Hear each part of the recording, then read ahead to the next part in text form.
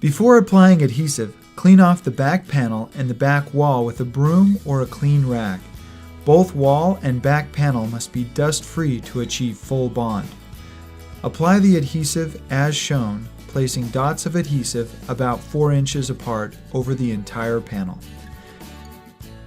If you choose, you may apply adhesive directly to the sheetrock wall instead of the panel. Either way, once the panel is in place, firmly push or pound the panel to full adhesion. Go ahead and be firm with pressure. Being liberal with your adhesive, plan on using 4 cartridges on the back panel alone. With the back wall in place, it is time to fit the side wall. Holding the side panel against the back wall and tub or shower base, you will see how it needs to be trimmed to achieve a tight fit. Mark and cut your scribed lines. Always dry fit before applying adhesive.